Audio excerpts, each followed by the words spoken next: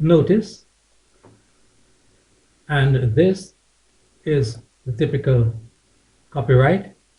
We continue with mathematics syllabus for CSEC 2018 to 2027. Schedule of videos. These first three sections here, 1, 2, and 3, all 51 videos, have been published in their entirety on YouTube. Section 4, measurement. All 17 of these videos have been completed, and 5 have been published in their entirety on YouTube. Section 5, statistics. 18 videos completed. 5 of these have been published in their entirety on YouTube. We are now at section 6, algebra. This is the third of 22 videos, and hopefully we finish that by mid-September.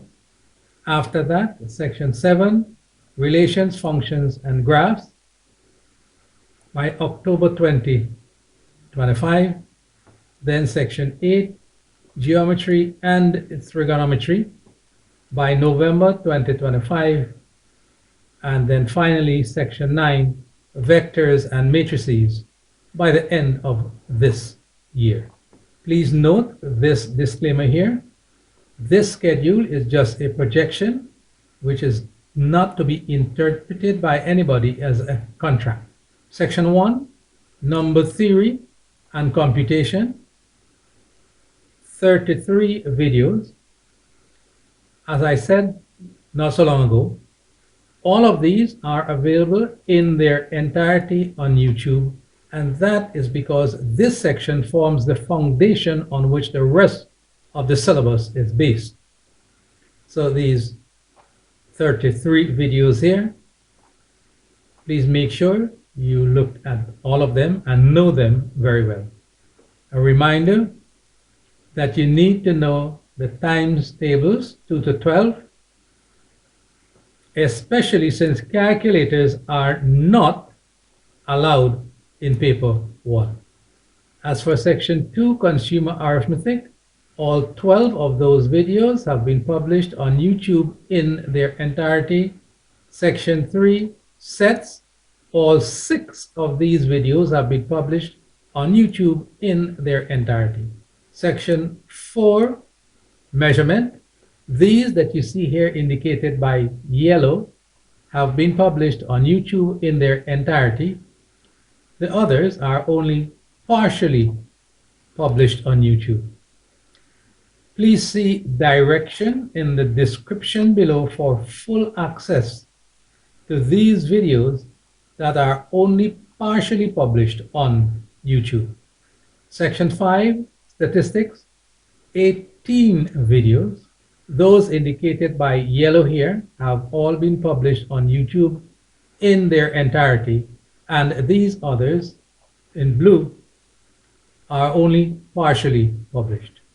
Again, please see direction in description below for full access to these videos that are only partially published on YouTube. Now we are at section 6, algebra, 22 videos from 21 objectives. Before we go on, recall I said in the introductory video that you will need a good math textbook or a set of 2, especially to get more practice questions. CSEC recommends the following, shown at right here. These. Please pay close attention to these last 2 here, as they form a very good 2-volume set of math textbooks that is quite adequate for the current CSEC math syllabus. This is a picture of volume 1, Mathematics, a complete course with CXC questions, by Raymond Tulsi, and this is a picture of volume 2. Another disclaimer, I get no financial or other benefits from the sale of these books. Also, Very recently, as of late 2024, I think, a website with AI interactivity has been made available free of cost that deals with past CSEC math questions only, specifically from paper 2. You can navigate that website by topics or years, where all questions for the past several years have been worked out for you.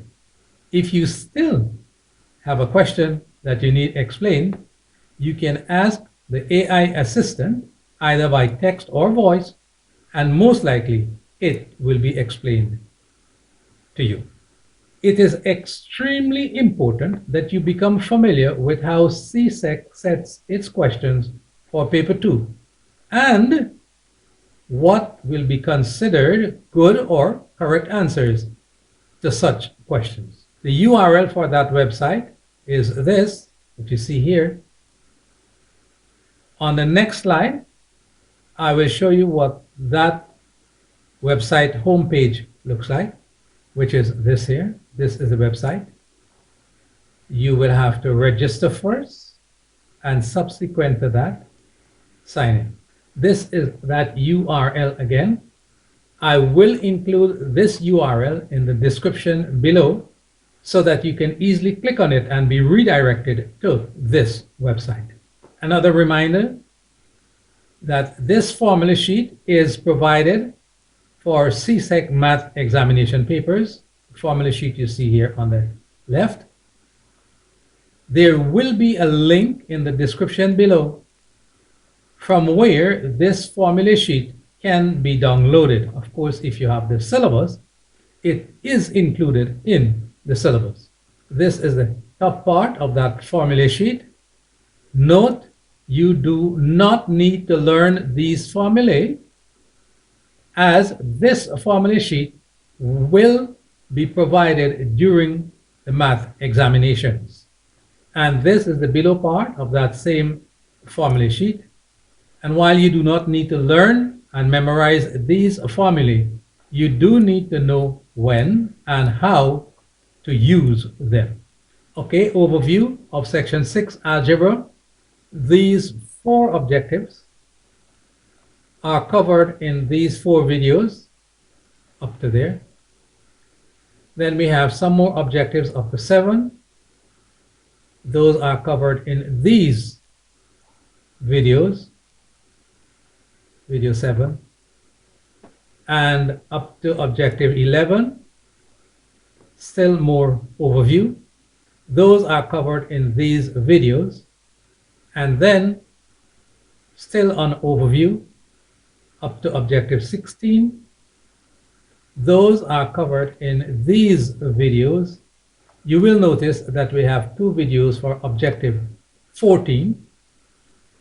And finally, objective 21, that will take us to the end of this section, the last 5 videos here. So far, from section 6 algebra, we already did objective 1 in video 1, which has been published in its entirety on YouTube. Then objective 2, video 2, that is only partially published. Objective 3, video 3, that deals with directed numbers, is published in its entirety because this concept is extremely important to algebra. If you do not understand directed numbers and how to work with them, you will not be able to do algebra. So this is published in its entirety. So we are here, objective 3, which says evaluate mathematical operations involving directed numbers. Firstly, what are directed numbers? Directed numbers are numbers with both size and direction. Example, plus 8. The 8 is the size and the plus is the direction. As opposed to 4, which is the size, negative 4, negative is the direction, and so on. Plus 3.5, negative 0.05. In other words, real numbers excluding 0. For the positive numbers, that positive is not normally expressed, but it is understood. Now, up here when I said size, another word for that is magnitude. In physics, if you do physics, you will hear about vectors which have both magnitude and direction. So, let us consider the typical number line that you learned about in maybe grade 1. So we are going back to grade 1. The number line looks like this.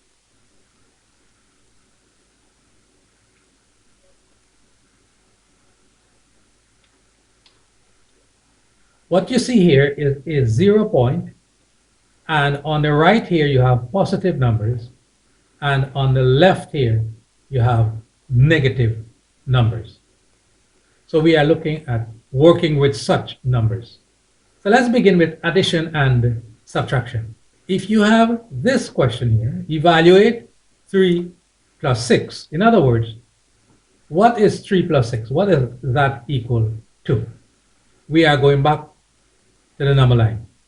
We will begin with the number on the far left, which is 3 here. And if the next number is positive, that is this 6 here, we will count or move that many places to the right. Some of you may have forgotten that you did this in grades 1 or 2. So we begin here at positive 3.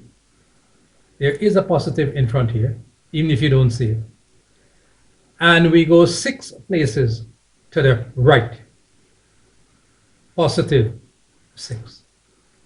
And that will take us here. So that's 3. 1, 2, 3, 4, 5, 6. Takes us here, which brings us to 9. So what is 6 plus 3? 9. Okay, that is extremely simple. But we are learning a principle here. Now, how about negative 3 plus 9? That is to say, negative 3 plus 9. What is that equal to? Again, we will begin at the number on the far left, which is negative 3. And if the next number is positive, we will count or move that many places to the right. So we begin here at negative 3, and we count 9 places to the right, and that will take us to positive 6. So negative 3 plus 9 gives us positive 6. Remember I told you, if you don't see a sign in front here, it means positive. Now please note that this is not the same thing as 9 minus 3, even though you will get the same answer. Because if it were 9 minus 3, then you would begin at 9 and go 3 places to the left when you subtract. It will still give us 6. But negative 3 plus 9 is not the same as positive 9 minus 3. There's slight difference in connotation. They are not the same, even though you get the same answer. If you find this video useful and interesting, please like and share. That is to say, like and share. You may also consider subscribing to this channel. Continuing with addition and subtraction of directed numbers, evaluate negative 8 plus 3. That is to say, negative 8 plus 3 is equal to what? We will begin at the number on the far left, that is negative 8. And if the next number is positive, we will count or move that many places to the right. We are still using the number line. So we begin at negative 8, which is here, negative 8. And we count 3 places to the right. 1, 2, 3. And that takes us here, negative 5. So what is negative 8 plus 3? The answer is negative 5.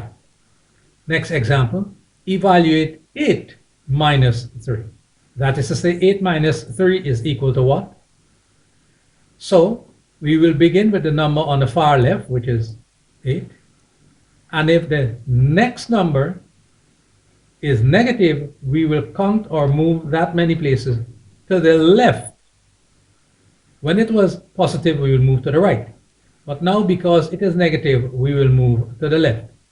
So here we go with our number line again. We begin at positive 8. We have to move 3 places to the left because then that number is negative 3. And that brings us to 5. So 8 minus 3 is 5. So this is extremely simple. If you have $8 and you spend 3, then you are left with 5. However, we are learning a principle here of how to deal with directed numbers. Some of these may be extremely easy. Some of them may actually turn out to be extremely difficult. Example 5. Evaluate 6 minus 10. That is to say, 6 minus 10 is equal to what? We begin at the number on the far left, which is we will begin at 6 on the number line. And if the next number is negative, we will count that many places to the left of where we began. So we begin here. We have negative 10. We are going to the left. 1, 2, 3, 4, 5, 6, 7, 8, 9, 10. So what do we arrive at? 6 minus 10, now remember that's not 10 minus 6, is equal to negative 4. Evaluate negative 2, negative 6. That is to say, negative 2 minus 6 is equal to what? Again, we will begin at the number on the far left. So we will begin at negative 2 on the number line. And if the next number is negative, we will count that many places to the left. So let's begin at negative 2 here. We count 6 places to the left because it's negative 6. That's 3, 4, 5, 6. And that brings us to here.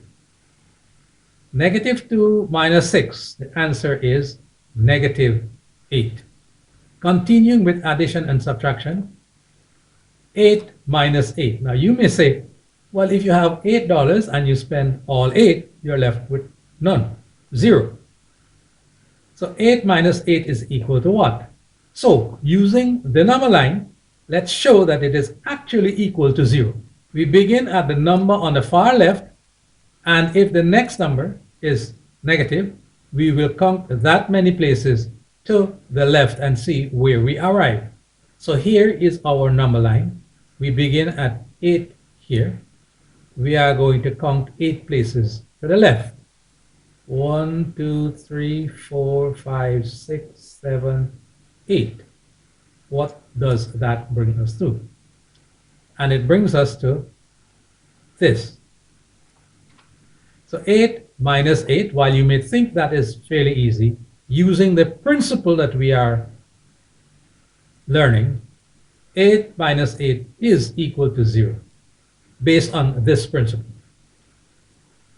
Now, even though 0 is not a directed number, it can be used as an answer. Continuing with addition and subtraction, let's summarize those 7 examples in a table and try to derive a rule for addition and subtraction, not multiplication and division, of directed numbers. So if you look at this, example 1, let's put in the positive where they are missing. So you will notice this.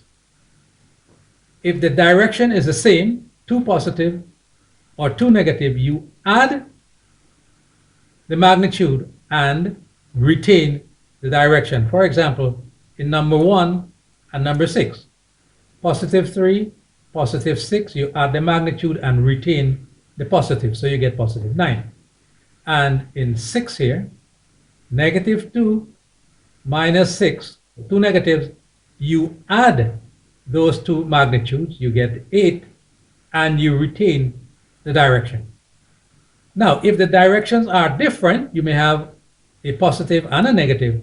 You will subtract the smaller magnitude from the larger magnitude and retain the direction in front of the larger magnitude. So you have a negative here and a positive here. You subtract the smaller magnitude from the larger magnitude. So you subtract 3 from 9 and you get 6. And then you retain the direction that was in front of the larger magnitude. So you get positive 6. And you do the same thing here. Negative and positive, you subtract the smaller magnitude from the larger magnitude, you get 5, and you retain the direction that was in front of the larger magnitude, which is negative 5. Now this one, positive and negative, you subtract 3 from 8, you get 5, you retain the sign, or you retain the direction that is in front of the larger magnitude, which is positive. And so on. You could do the rest for yourself. So these are two rules that we have for addition and subtraction of directed numbers. From here on, for addition and subtraction, we can do without the number line and instead use these two rules. So we don't have to go back to that number line. That was what you learned in grade school to help you get to these two rules. But now that we have the rules and we will use them as we go along, we don't need the number line anymore. We will now use the two rules for addition and subtraction for directed numbers to see how well you learned them. If the direction is the same, 2 positive or 2 negative, you would add the magnitudes and retain the direction. So 2 positive would give you a positive, 2 negative will give you a negative, and you would add the magnitude. Now, if the directions are different, positive and negative, you will subtract the smaller magnitude from the larger magnitude and retain the direction in front of the larger magnitude. 8 plus 6. Remember there is a plus here, so same direction, you would add and retain the direction. So you get 14 positive. Next one, 2 negative. You will add the magnitude and retain the direction. So 9 and 6, 15. 2 negative, we have a negative here. Next one, negative and a positive. What do? We subtract the smaller magnitude from the larger magnitude, and that will give us 6. And we retain the direction in front of the larger magnitude. In this case, it is negative. So the answer to that is negative 6. Next one, 12 minus 7.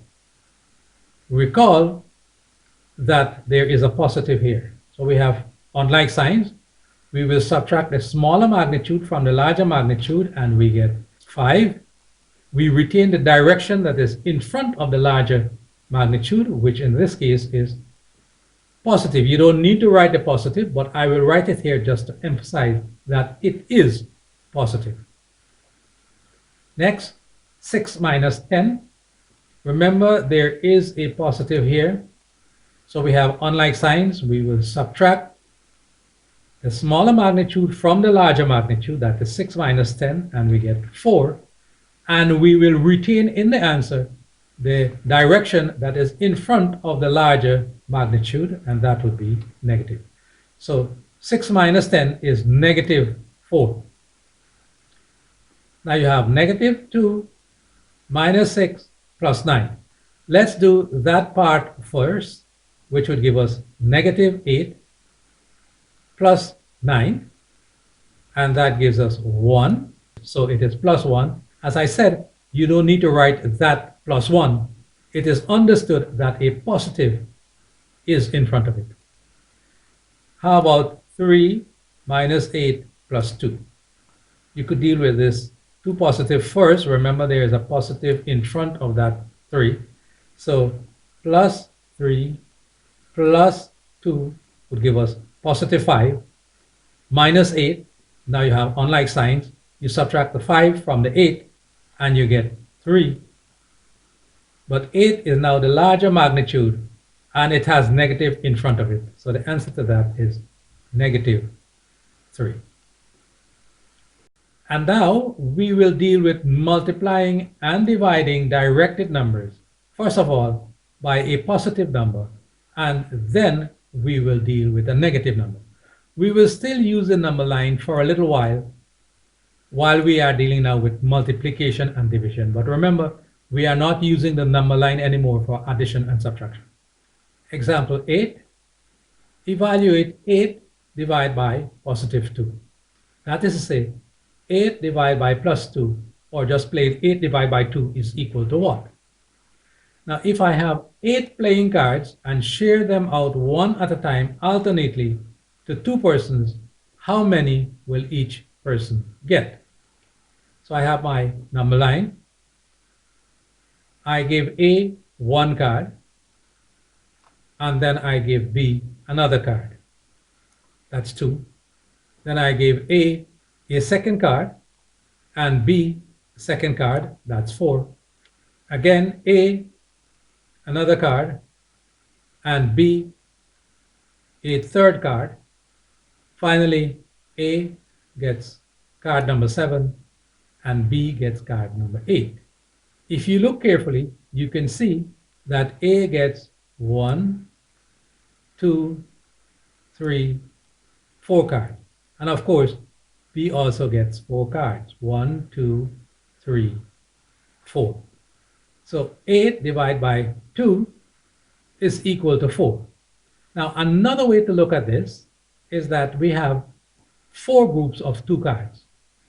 But that is another story.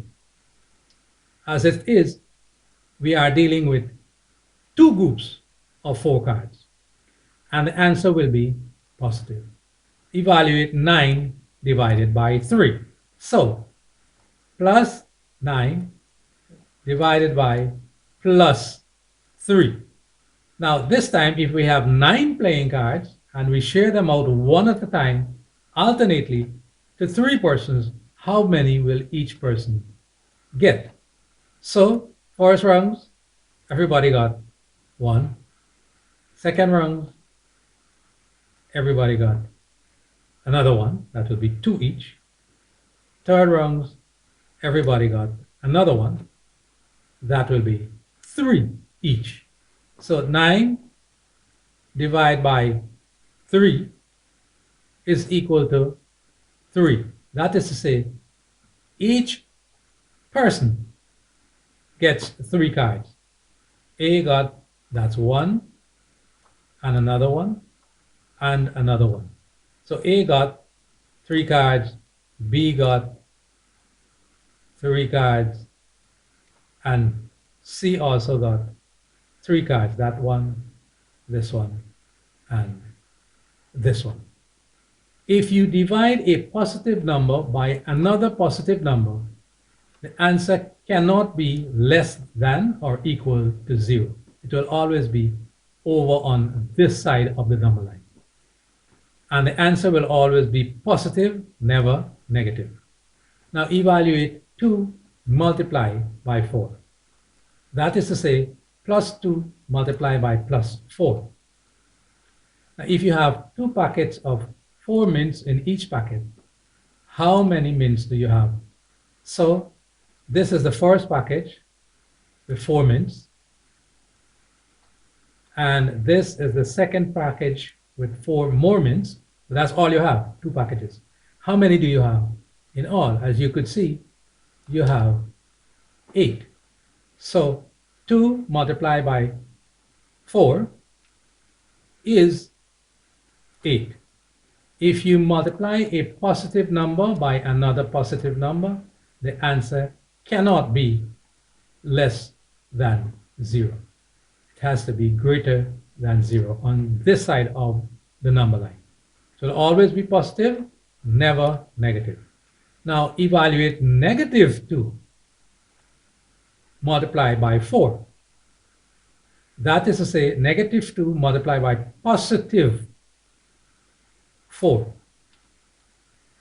Now, if you borrow $2 from me on Monday, and you do the same thing on Tuesday, and then on Wednesday, and then on Thursday, without paying back any of it on those days, how much do you owe me at the end of Thursday?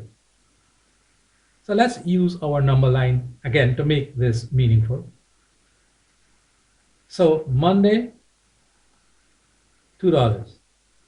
You owe me $2, so that's negative. Tuesday, another 2, that would make it 4. So at the end of Tuesday, you now owe me $4. Wednesday, $2. So right now, you owe me $6. And finally, on Thursday, you borrow another $2. So as you can see, you now owe me $8. That is to say, negative 8. So negative 2 multiplied by positive 4 is equal to negative 8. If you multiply a negative number by a positive number, the answer will always be less than 0. That is, it will always be negative on this side of that 0 point. The answer will always be negative, never positive. So up to this point, the rule we have for multiplication and division of directed number by a positive number is the answer will always have the direction, the sign of the number being multiplied or divided. So let's look at this. 3, that's positive 3 multiplied by 6, you get 18, which is positive 18. 5 multiplied by 9, both of them are positive, you get positive 45. 24 divided by positive 3, 3 into 24 is 8, and the answer is positive. Negative 8 multiplied by positive 3. So you multiply the magnitudes, you get 24, and we have negative 24. Negative 60 divided by negative 10, you divide the 60 by the 10, you get 6, and we retain negative sign.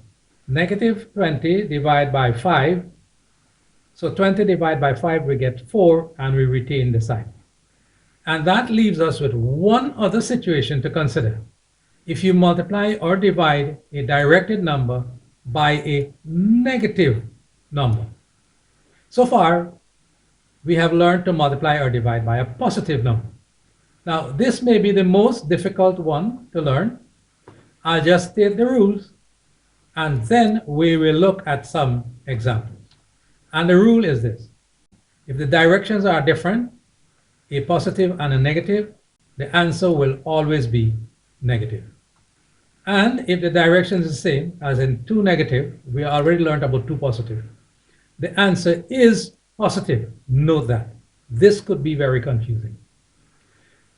So evaluate 2 multiplied by negative 4. Now, this is positive, this is negative. What happens here is that they have unlike signs. The answer will be negative.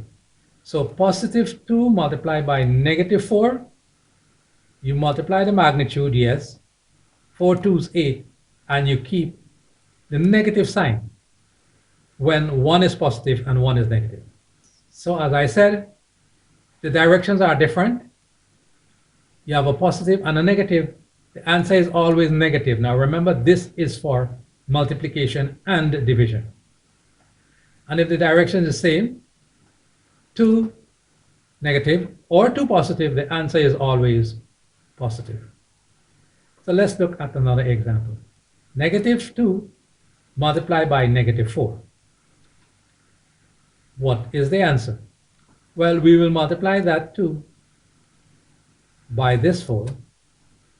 We will get 8. Because these two are like signs, the direction of the answer will be positive. So it's positive 8. Let's take those rules again. For multiplication and division, if the directions are different, a positive and a negative, the answer will always be negative. And if the direction is the same, 2 negative or 2 positive, the answer will always be positive. So here we go again. You have a positive 8 here divided by a negative 4. You will divide as normal, 8 divided by 4, and you will get 2. But because we have different directions, then the answer will have a negative to it. So let's summarize that again. For multiplication and division, if the directions are different, a positive and a negative, the answer will always be negative. And if the directions are the same, 2 negative or 2 positive, the answer will always be positive. Example 15, negative 24 divided by negative 6. We will divide the 24 by the 6 as usual, and we will get 6. But because this is negative and this is negative, the direction of the answer is positive. 2 negative for multiplication and division, the answer will be positive. So again, if the directions are different, the answer will always be negative. And if they are the same, 2 negative or 2 positives, the answer will always be positive. So let's look at this. There's a positive here and a positive here. So 6 3 is 18, positive 18, but we don't write that. Negative 5 times positive 9. 5 9 is 45. But because that is a negative and this is a positive, the answer is negative. That is this rule here. Positive 24 divided by negative 3. You divide as usual. 24 divided by 3 would give us 8. Unlike signs, negative in your answer.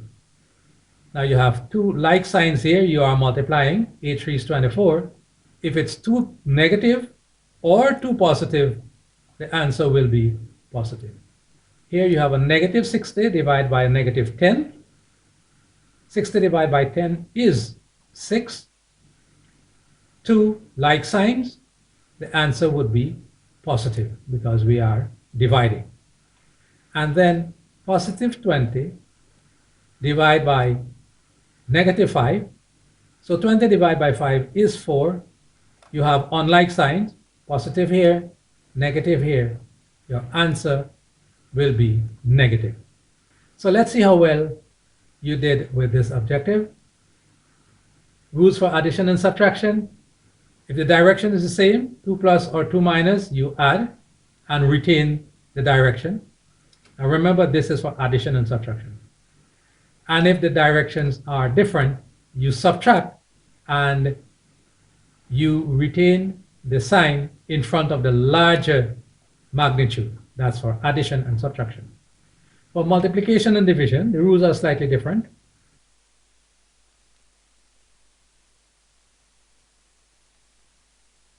So if the directions are the same, 2 negative or 2 positive, the answer will always be positive for multiplication and division.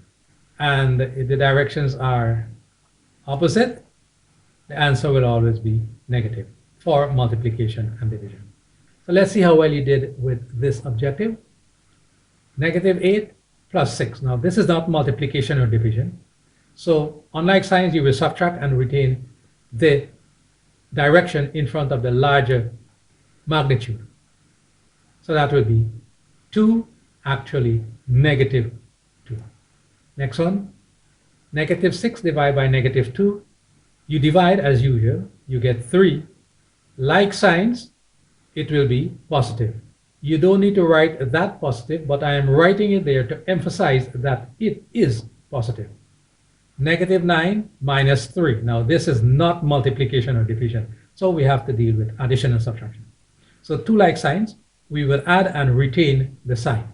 So we get 12 negative. Next one, 4 multiplied by 7. Recall there is a positive here and there is a positive there. So we multiply 28 and the direction is positive because it's 2 positive. You don't need to write that positive there, but I am writing it. Negative 6 plus 10. This is not multiplication or division. It's addition and subtraction. So you subtract the smaller from the larger and you get 4, and you retain the direction in front of the larger magnitude, which will be positive. You don't need to write it, but I will write it for emphasis. Here it goes. Negative 6 multiplied by positive 9. Now this is a multiplication, so multiply the two things and you get 54. You have unlike signs here, so the answer will always be negative 54. Next one, 8 plus 2. That really should be 10, right? But if it's positive 8 and positive 2, like signs, you add and you retain the sign, which is positive 10, that you don't need to write the positive. And then 8 divided by negative 2, that is to say positive 8 divided by negative 2, you divide as usual, you get 4. Unlike signs, you have a negative here, negative here. And finally, negative 2 multiplied by 4 plus 13. We have to do this part first, which would give us negative 8 plus 13, which will give us positive 5.